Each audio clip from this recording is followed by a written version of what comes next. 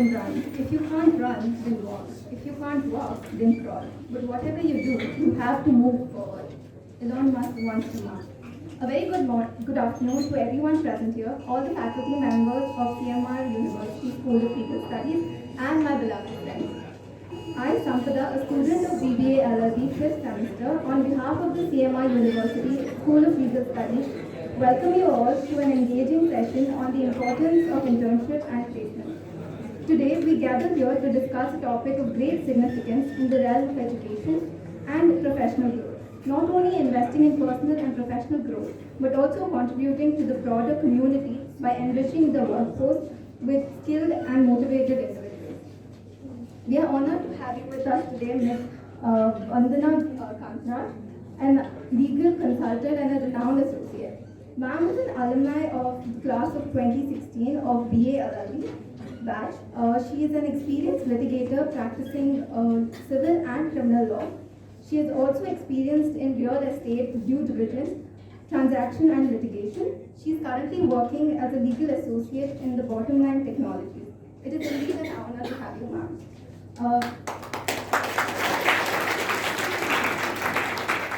I would like to call upon Professor Gayatri to present the bouquet.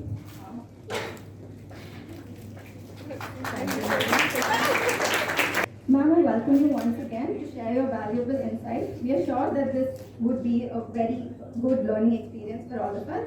The stage is all yours.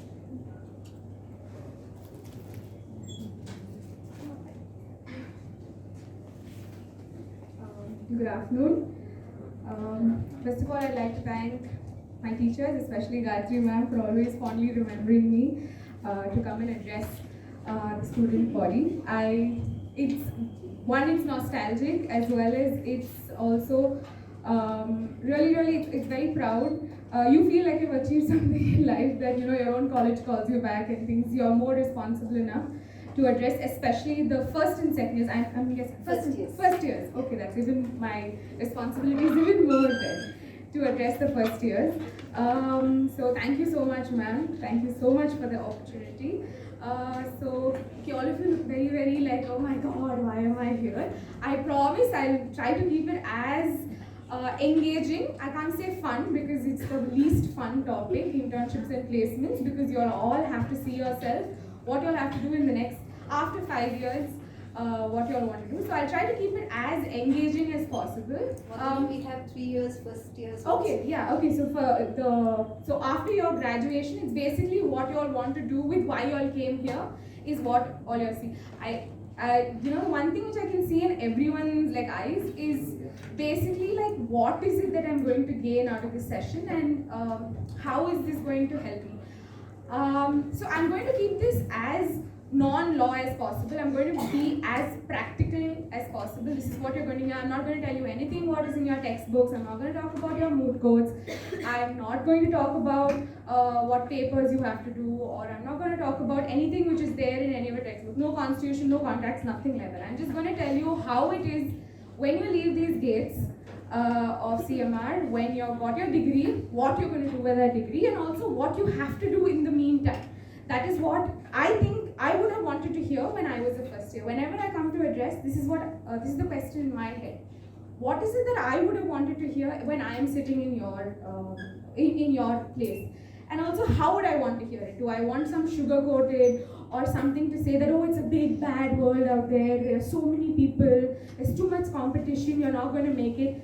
So it's not good. I'm going to keep it as practical as possible, because I think the reason why I want to keep it that way is, yes, I have experience in the legal field, but I'm not that experienced 20 years in the field where I can give you career advice and all those things. Only thing I can give you is the roadmap as to how you have to get there, and what is it that you have to do and equip yourself in the 3 years or 5 years to get yourself there, and to keep it as, because that's what we all get. Yes, I know we want to gain knowledge, also in the introduction which you had said, it's also about professional growth, giving back to community and all those things, but it's the purpose of the certificate you get. So that is what I want to address. I just have one question. Ma'am, is it the internships are still the 5 year, 20 weeks? Yes. 20 weeks, so every year they have to. And also, is the BCI rule still the same where they can't? It is the same. Oh, so it's the same. So I'm not going to change any information. So first of all, good afternoon. I don't think I said good afternoon. My name is Vandana. I was here from 2011 to 2016. College was very different back then. So I was part of the KSLU batch. I'm not part of the CMR University. What we had to do that time, as like y'all, is we had to do 20 weeks of internships, five internships every year. So I'll tell you what I did, and then I'll tell you what I saw other people doing will also be beneficial for you. I'll tell you why I did how I did. So very briefly, I very, very honestly, diligently did my 6 internships. And I did it in very, very varied fields. So my first year, I'll tell you also how you go about applying for this, what mistakes I did, what mistakes you shouldn't do. So is this okay with all of y'all? Is this what y'all want to gain out of this session, or do y'all want any specific questions? Anything like that. See, format of how you have to send an email and all those things, we can touch upon it, or you can just Google it and you'll know it. Like Loctopus and all those things, I'm sure all of you are much, much more aware of all these things. There are hundreds of draft cover letters and all those things outside. How to write the subject line also is there. But I just want, like I said, I want to give you a roadmap and kind of equip you with, one, the reality, and secondly, to know what it is to kind of cut it out. Because today, internships are also so cutthroat. Because I had another neighbor of mine wanted to get through to an internship, so I was trying to put her through my old firm. You have to, like, firms have different types of criteria for internships itself nowadays. So for that way, this is what I thought I'll give you. So going back to what I wanted to tell you, what was my first internship? So I was clueless because I'm a first generation lawyer. I didn't know anyone who was a lawyer, and whoever I knew was a lawyer, she was in, they were all in firms or something like that. I didn't know what to do. So I said, okay, fine, because what was told to us is it's better to do an NGO internship in your first internship as well. And I would strongly recommend that you all do that, because it's very, very important to know initially as to, now you are very uncorrupted by the law world, as law business. I'm again keeping you out of the business.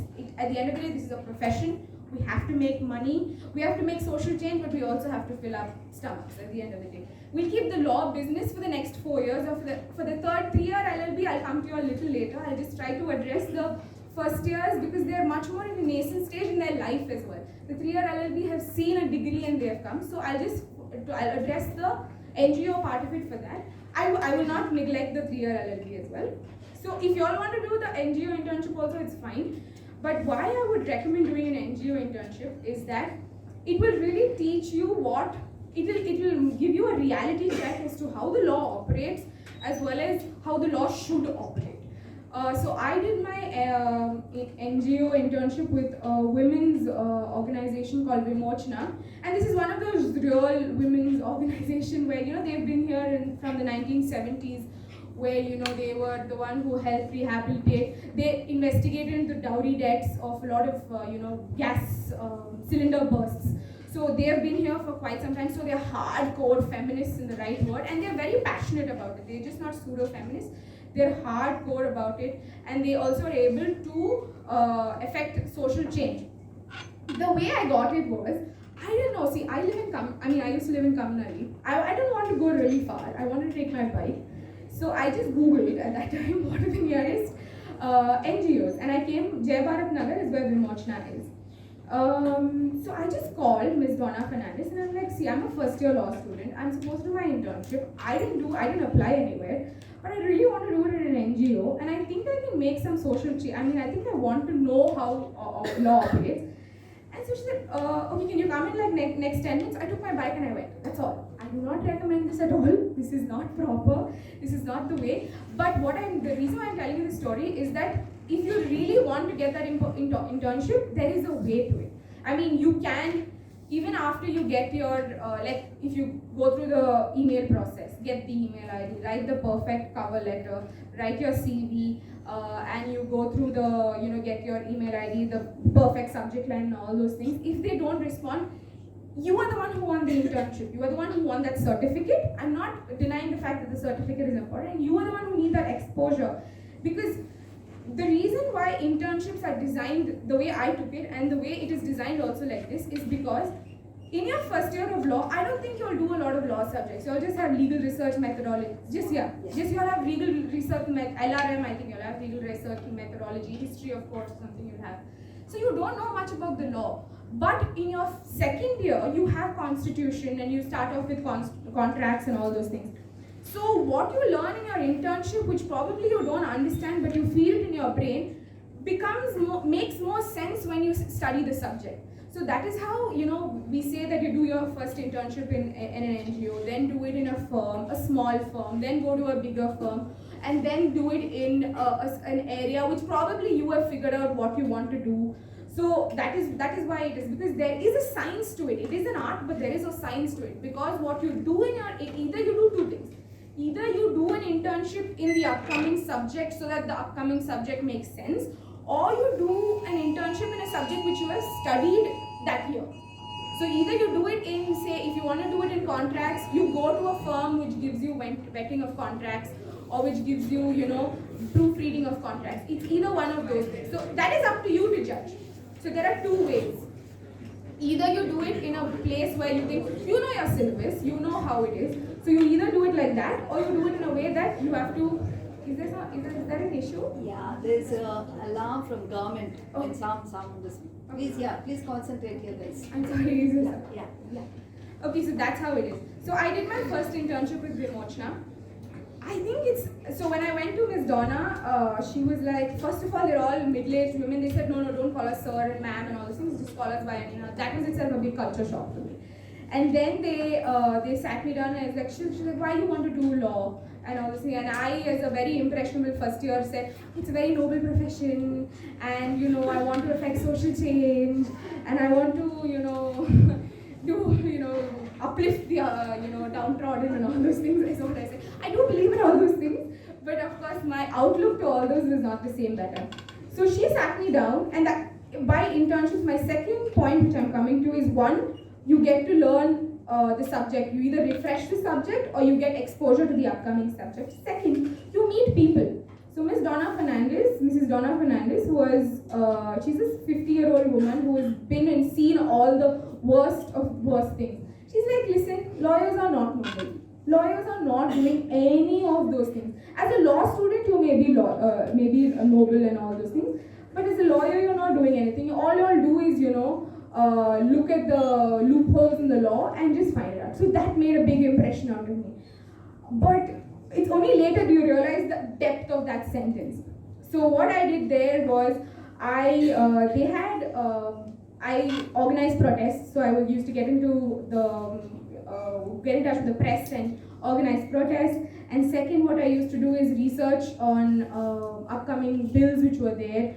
It was just then that there was the Mangalore attack, and there was the attack on, there was I don't know how many of you remember, but the French embassies, there was an issue in the French embassy or German embassy, I don't know, where there was a child molestation case as well. So I got to attend an acid attack seminar where, that is when I realized how the law operates, and I knew how the government works. So the government comes out with a bill, but it doesn't mean that it immediately goes to the legislature. It goes through public opinion, it goes through all these. This is what we call civil society. Civil society, this is what today you might know as position papers and white papers and all those things, where today if you are following the news, maybe the digital amendment rules, or with other bills which are coming out, you'll know this is how it works. I saw in operation how that is. So there is a seminar which happens with acid attack victims, and to see what is the operation of it. The law says that you're not supposed to sell acid over the counter, but is that really happening? Is that really a solution? So all that discussion happens in an NGO. So that is what I mean as when I said you will really know what the law is and how the law operates when you do it in an NGO.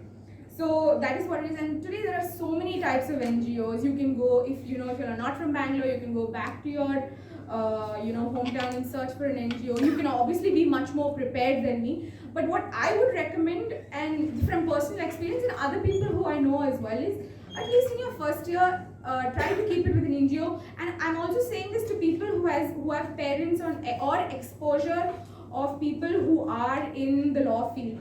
Why I'm saying, and you remember when I said I'm not an experienced lawyer and I'm someone who comes from the same generation, someone from our previous generation will always tell you, no, go to the courts first. It's okay if you want to go to the courts first, it's your, it's your prerogative.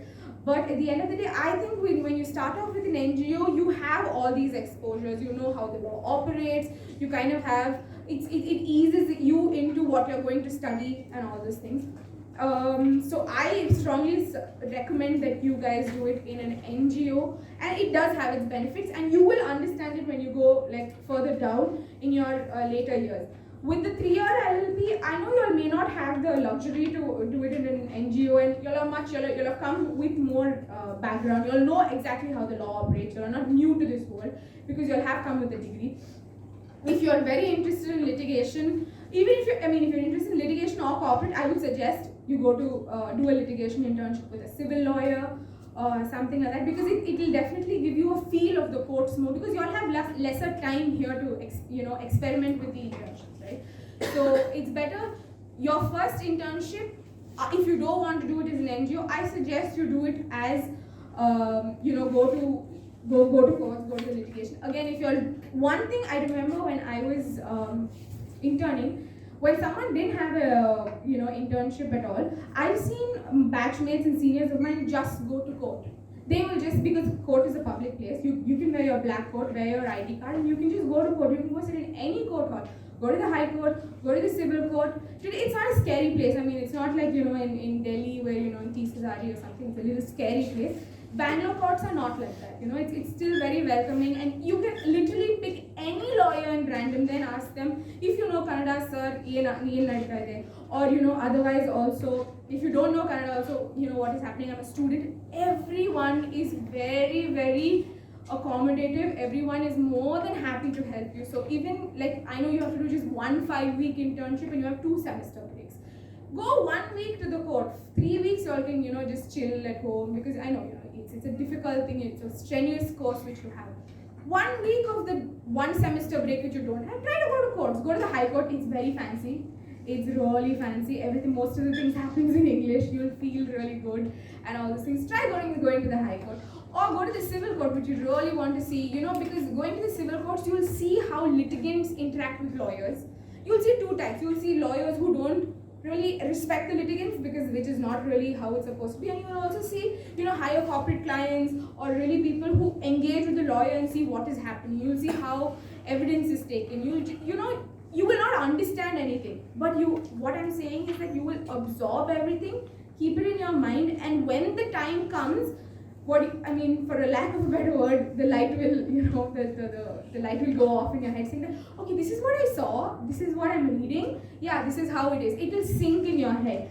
What I definitely don't especially with a course like law and a professional course, which I don't really recommend to anyone, is just study it for the sake of it. If you're really here out of your passion, out of your interest, I think you really have to understand the law. Only then will you succeed in having the law as a business and be a successful lawyer. You will make money out of it only then. I know Gayatri ma'am's here. I'm not talking about it from the marks perspective. Marks perspective, you have to do a separate preparation, and I am no authority to kind of give you as to how to prepare for an exam and all those things. But as someone who's been a student, I can tell you, and I was quite sincere with this, and I don't want to bluff in that way. I really like being here, so I really wanted to understand what the law is and what the profession is about. What you have to understand is, what is the profession of law? How do you make the business? How do you make money out of it? It can be as a litigator, it can be as a corporate client, you can be as going in banks, or you can be a professor. I don't know now if you have, I don't know if you can be teaching assistants and all of them here, but I know you'll have credit courses and all those things, but I'm sure maybe within your 5 years here, you all can be teaching assistants as well. That is also possible. So you'll know how a professor draws up coursework. You will realize how a professor draws up a lesson plan. If I've seen Gayatri ma'am's notes, she'll come very prepared and she'll write everything and she will know exactly what it is in that thing. So she'll give, that she has a proper lesson plan. So if the opportunity, if you're really interested in teaching, in academics, I'm sure they will help you out as to how is it that you become a law professor. It's not just coming and sitting here and just addressing a gathering. You have a lesson plan, you have a syllabus, you need to know how to, that book, you need to know how you have to do it. So that is how it is later on. That's what I meant by, you need to give yourself that exposure through the internships. So I told you about my first internship. Now my second internship which I did is I went through family sources. Someone knew someone and I did my internship with a leading criminal lawyer. I don't know if you all have heard him. His name is Advocate Vandana Kanthraj, and he's a high court lawyer. And he's been a special public prosecutor in many like contentious murder trials and a lot of like high profile cases. Now what we know, this is where I'll tell you what is the other reality check I got in this year. Here, the thing is, if you go in, this is again very new to me because early in the morning you go to the office and then they'll pick up the files and you have to run to court. And here it's an office where, especially as a girl for me, and again being a first generation lawyer, it was so alarming for me. Is we go to court and then they go home and then they come back only in the evening by 7 o'clock for the client meetings, and that is when everyone comes back. Otherwise, the office is empty. So this is one, and I know offices like Holla and Holla which operate like this even today. But there are other side when I started working how a litigation office. So when you go in, and in most criminal, even today, unfortunately, most criminal law practicing offices, it's a male-dominated thing. It's very different as to a civil law office. Because even if you have to start and give applications in the morning, even if you give like an exemption petition or a bail application, it's just 2 pages. That's it. But if it's a civil, like if it's a CTC application, it will run into pages and pages and pages because you have to have a memorandum of facts and affidavit and all those things. Because when here the judge doesn't have the time, the magistrate doesn't have the time. So I get exposed to things whether as to what is different, how it's different in these. So I got exposure to go to magistrate courts, as well as I remember one of the arguments which I sat in was for, again it was dowry death. We were for the defendants, and it was a 307 case. I know if you all don't know 307, it's attempt murder. So it was all those things, and I still remember vividly the lawyer arguing the case, and there are just random people of the public there who come up to me and say, so very good argument. It really, that is when I realized that okay, in my NGO I realized how it operates, how it, how all this is happening as to, the acid attack victims and the protests and all those things. But here is when I realized, as a litigator, one of the big things which you really have to understand, it's the ethics. You are really making a performance, so you really have to study your script, you have to do your research, you have to say, okay, this is my script, what I'm going to say, and then I'm going to say these cases, and this is how it is. You have to wait for your turn. So it's really like that. You kind of get used to the world of litigation in that way, especially with criminal law. It's so different, and if you're able to tap the attention of the judge in those first 5 minutes, all those things are something which I picked up. Now, when I told you before as to when you have free time, just go sit in the courts. Well, like even after college, if you all don't have time and if you're really interested, you can always just go, take a bus. There's a metro now to City Civil Court right in front of the High Court. There is a metro station. All those things. So it's very accessible to all of you. Just one day, because let me tell you, when you come to your 5th year, you have to do all this because you all have to go for court visits, and I think so. Court visits, you all have to go. So just familiarize yourself. I'm not saying you have to do this. It's just fun. Okay, it's really fun to go to court. Especially if you go in the afternoons, that is when the evidence happens. That's when the arguments happen. So that is when you will see what you saw in the movies as to how he's going to do. That is what you will see in the afternoons mostly. Pick a court hall at random and then you can go. Now you have the commercial courts, which is near the old telephone exchange thing. There you will see the high profile cases, you'll see because a lot of money is involved. All these cases have to be tried within 500 days and all those things. So you'll see high profile, serious cases, serious lawyers, you'll see young lawyers going up and down, so all those things. So that is why if you can do a litigation internship in your civil as against criminal, or even if you want to do criminal, observe, not do anything. Now, because I think in the second year is when you do constitution, you do contracts 1, and then I think you'll have, I don't know if you'll start with IPC and all those things in third year. So you will get used, these sections will be thrown at you when you go to commercial court, because I think you'll start company law in third year and all those things. So all these things, if you'll plan it like that, it just gives you much more, at least as a person like me, I wanted a kind of I didn't want to know, I was not extremely like hyper organized as to this is what I'm doing. But if I have a kind of a sense of what I want to do for the next 5 years, it kind of gives you a little more peace of mind in your head. And if you're someone who gets antsy very fast, so if you start today, I mean now itself, after you'll go and do a little bit of research and see, okay, what are the NGOs I can do, what are the lawyers, there are now everywhere, even if you're in your area, you don't have to go on your Cubbon Road, on your Avenue Road to go to the law offices. In every area itself, there'll be a lawyer's office. There itself, in the evenings, you all can go and intern and all, near where you are. I'm not saying you have to go to the high-profile lawyer in the second year itself, because you're still deciding as to what your area of operation or area of liking is. That is what you're still doing in the second year, right? So that is what you have to do. I recommend you do an internship in a law, in a litigation office, be it small or big. Now, when you come to your third year, you have to, by this time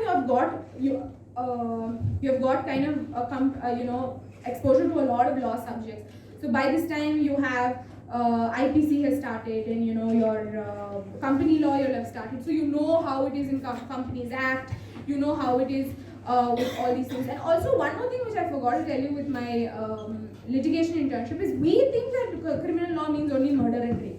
But the majority of the cases which happens there is Prevention of Corruption Act or NI Act, or there is negotiable instruments. So the actually body offenses, even if you go to a simple police station, so this, when you do a criminal internship, make sure you say that make sure you ask your senior to take you to the police station as well. So you know how an FIR is filed or how they interact. Even if an FIR is not filed, you just go and visit a police station, you'll see a board of crimes in that area. So you'll see, that is when you'll see body offenses like murder and rape and all those things is the least amount. There'll be like some 5,000, just like 5-6 cases. Most of it will be theft. It will be, causing hurt or grievous hurts. 323, 372, 506 cases like of, dishonestly, or there'll be some, dispute between neighbors, or literally the biggest chunk of it is property issues, where, this is my, I had put one compound there, he has come and taken off the compound, some Gunda people have come and put it off the compound, so there's criminal intimidation, or there'll be criminal trespass, breaking and entering. All these things will be the major chunk of it. You'll see prevention of corruption, of course that will go to a different jurisdiction.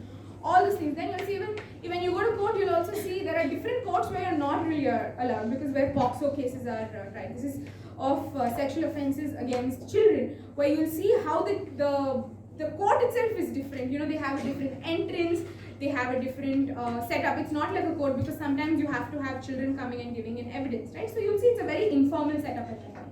Sometimes even in court, which you'll also see is mediation. There'll be lok adalats where the judge who's sitting on the podium will come down on Saturdays and make sure he mediates the case so that the case gets solved if there is if there's an opportunity of settlement. So all these things are something which you will pick up in litigation internships, which are very, very important to you.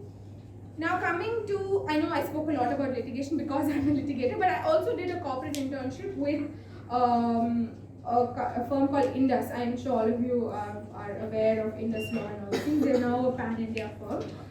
So Indus, when I did my internship, I had finished company law and all those things. It's very fancy. You have to, you have a nice little cubicle, and they give you most tier 1 tier, and all the law offices in Bangalore, they will tell you to come in by 9, leave by 6 or 7 and all those things. The most cases which they'll give you is research. They'll give you on, SEBI cases, which are either securities cases, because most of these firms are doing either M&A transactions, which are mergers and acquisition, or they're doing in capital markets. Capital markets will not have a lot of exposure in Bangalore. They will do other transactions which are, you know, high profile, you know, transactions in the sense of buying a you know, takeover or amalgamating of firms, or, you know, they will see also real estate, high profile real estate cases. So that is where you'll really understand the operation of case of acts which are never taught to you in company law.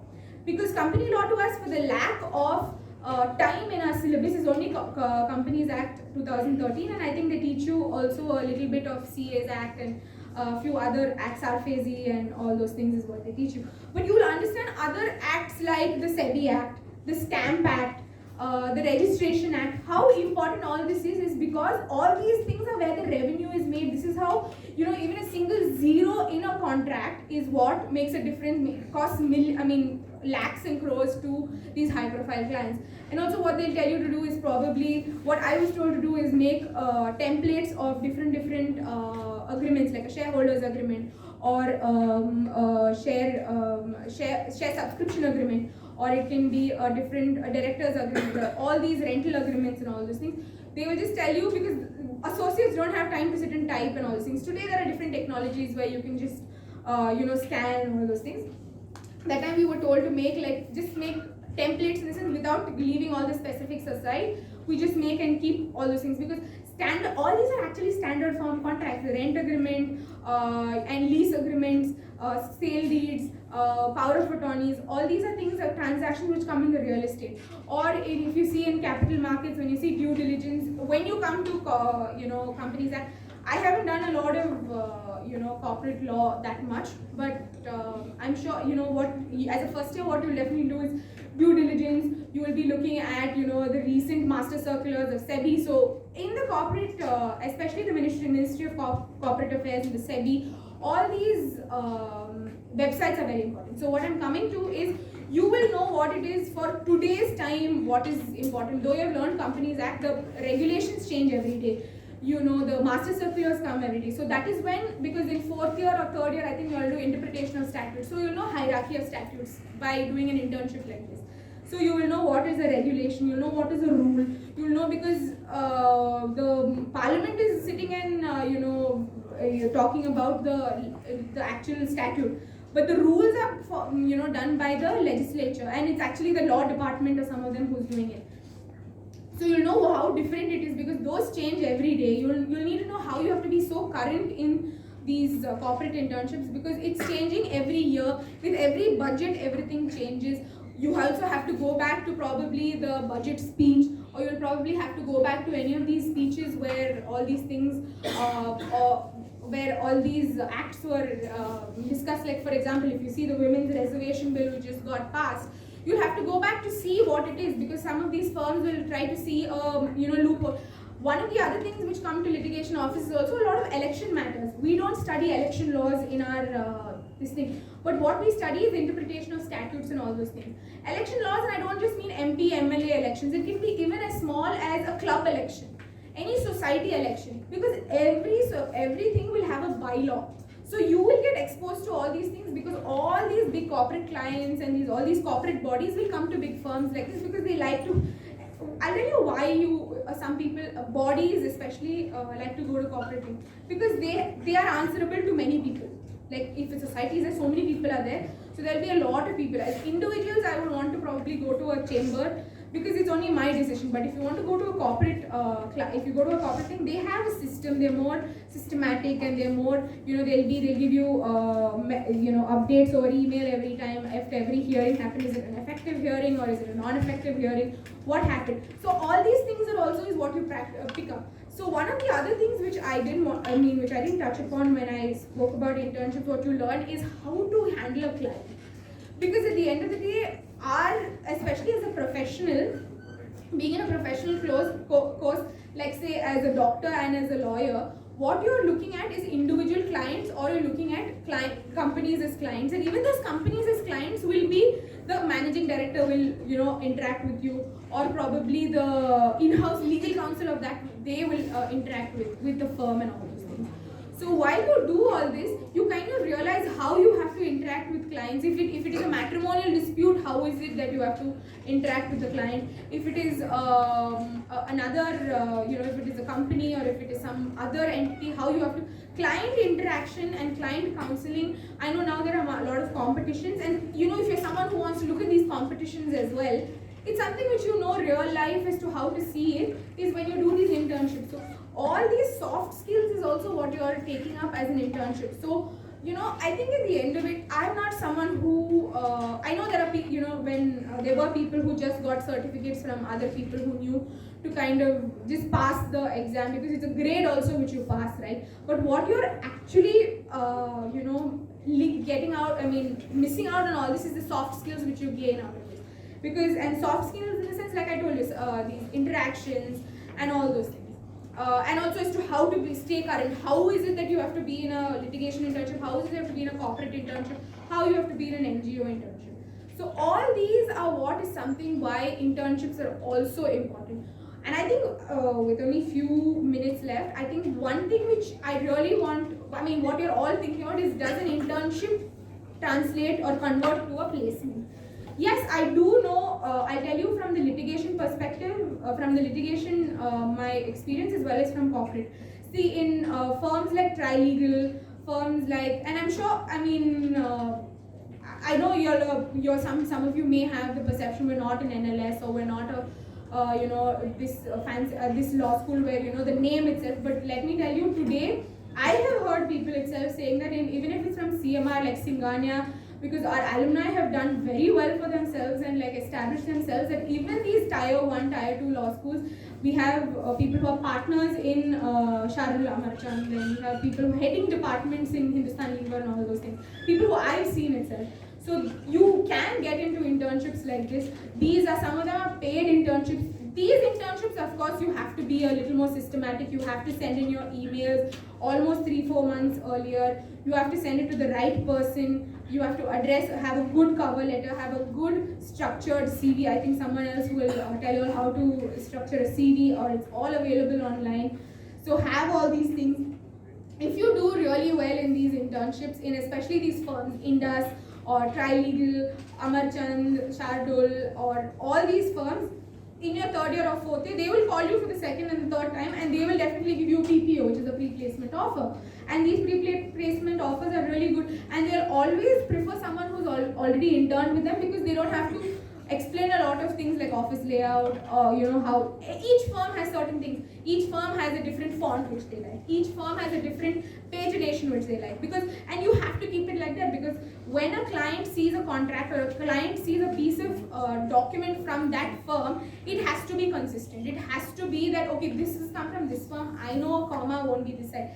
And partners are very, very specific of this, because that document is your visiting card to the client, right? It shows the client how serious you are. So they'll always prefer someone who's always interned with them. Do your internships really well. Have your deadlines. And I know most of these corporate internships also will tell you to give presentations and all those that. Take those seriously, do it. It's also an opportunity for you to meet, students from other colleges, because you'll be interning with them. There are really good friendships which are made, and also you'll know how it is in their college. What is it that they are doing? What is it that they have instructed them, and how is it that it's happening in their college, or things like that. What is it that you can learn? What is it they can gain? Those are also very important as to how to translate an internship into a placement. Also build a good rapport with your associate, with your senior associate, with your partner, so that, and also make an impact so that they remember you. When they know the name, or when they see you somewhere outside, they should know, oh, you interned with me, because you shouldn't be just an intern because sometimes interns are given just compiling of papers, like, documents, exhibits are there from A to Z, A to Z also they have exhibits. You shouldn't just be that intern who just kept those things. You should be that intern who said, sir, I don't have to go at 7 o'clock, but it's okay, because this is important for a client meeting tomorrow, for giving for evidence tomorrow. I will arrange it correctly, and you don't make a mistake. That is where, even if that is the work which is given to you, you have to make an impact in that thing, because these are all mind-numbing exercises which you do as an intern, but these are opportunities to shine. So the reason why internships and placements, I was a mooter completely throughout my throughout when I was here. But I think it is if you're someone who have decided early on in law school that you don't want to do moots, your moots are not meant for you, or you don't want to do parliamentary debates or client counseling and all those things, you can focus on internships and placements and see how to build your CV like that as well. Because both are equally important, and if you're someone who is a mooter and who wants to do moots and all those things, don't neglect internships, and because internships are really a stepping stone for placement. Even if an internship doesn't convert to a placement, in your head you are able to make that decision: do I want to do this for the rest of my life or not? Because I knew that after doing a corporate internship, I was like, no, I can't do this. This is not my cup of tea. Because that is what I wanted from. If it is not what I wanted from my profession, it's not something which I wanted to see out of my life for the next 5-10 years. Of course, there are certain things which I took from a corporate internship as to how they are so punctual, how they're so organized, they're so professional, they are so, like I said, how they're very particular about their pagination, how they're very particular about their font, uniformity, consistency. These are soft skills which I gained, which does help me as a litigator, because today I don't do only, I didn't only practice civil law, not only civil, I also did corporate litigation, where I have to deal with clients day in and day out. And also, as a litigator, what you need to know is contracts always, there's always, contracts are meant to be broken. Contracts are, so there are always either punitive damages or liability or compensation, damages, is it, liquidated damages, unliquidated damages. All these things you will see in operation only when you see when you do your internships. So I told you first, so just to recap as to what all I told you, do your NGO internship, then do your litigation internship, then do your corporate internship, then you can do so many things. You can do it in a company, you can do it in a bigger firm, if you have decided where you want to. I don't think banks offer internships to law students as of now, but if they do, please take it, because it's a very important part of this thing, and it's a very lucrative part of our profession as well, to be legal counsel for banks. Try to do real estate internships in your place of, in your hometown or where you plan to go back. Because real estate is different from state to state, land laws are different. So if you're someone from Chennai or if you're someone from Kerala, go back to Kerala, go to Kochi or somewhere and do your do your real estate internship and even litigation internship. So because it's much better if you plan to practice there. Otherwise, yes, I know people who went to Supreme Court, who went to Delhi. That's also, I couldn't do that, but I think it's a very once in a lifetime opportunity for you to see the Supreme Court as a student, to see that court hall 1, to see that constitutional bench. So if you are able to have an opportunity, I also will tell you why I meant impressing your seniors in your litigation internships at Bangalore. They have relationships with counsels in Delhi and with advocates on record. So I have seen this happening where they put you onto someone in Delhi, and those relationships help you. So internships, yes, it's like I told you, the reason why I told you to start with an NGO is you don't want to be corrupted with all these things, where client handling and how to kind of use gain these things. You just want to see how it is the law operates, so do your NGO. But after that, you have to build on it. If you think NGO is good enough and you want to do ahead, it's good. You can do it from Amnesty, you can do it in Greenpeace. You can build on that as well. But my always personal suggestion to students will always be never typecast yourself into one thing, because these 5 years are the only time where you get to experiment everything. So experiment as much as possible and kind of explore all avenues of law. Today there are so many avenues, and one of the reasons, and I think I am the living example for that, because I had to take a personal break for family reasons. Today I'll tell you what I do. I was in litigation. I worked with MD&D Partners. I worked with India Law Practice. Then I worked for the VR Mall, the VR Group. And now I work for a company called Bottomline Technologies. Bottomline Technologies is actually a fintech company. What they do is they make business payments simpler. So they have different products but what I work for is something called litigation spend management. So they have a software called LegalX, Legal Exchange and Partner Select. So all these are softwares which are basically AIs which are used by US firms. So in US, what happens in trial and in litigation, they have to have billables. So I, as an auditor sitting here, I am actually auditing the law office invoice, and the reason why they want someone who has litigation is because what happens is there will be an invoice, and this particular particular task they've used 0.2 hours, or this particular task they've used 1 hour. So as my experience in, so they have different, so I had to get trained in US trial and insurance carriers, especially insurance law, especially workmen's compensation and auto liability. But it is I should use my judgment and my knowledge to know that if this task is going to take this amount of the amount of time which they have specified, if I cut that, and bills in the US run to $10,000, $12,000, $20,000 and all those things. So using our software, this insurance carriers are our clients, so they are able to kind of reduce their litigation costs. And like all of you know, US is one of the most litigation heavy jurisdictions, UK as well as US. So if these insurance carriers are able to cut down their costs, at the end of the day they want to make they're already losing money by settling the insured and the the other party, but they also want to stop third party, giving the law firms, right? So this is something which I never knew this when I was in law school. And I know, before anyone can ask, we don't take interns because we don't have the concept of internships. But these are some things which are avenues of law, which there are so many. The avenues which have opened up today for lawyers and law students is so many. We have become an indispensable part of business world.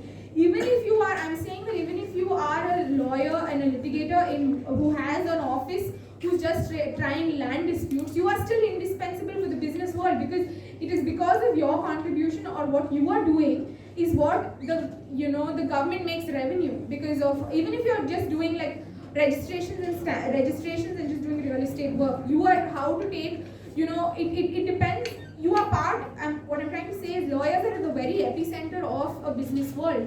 So today the avenues are so wide and far. Everything you see online, there are, I don't know if you're aware of, portals like Loctopus and, what is the other one?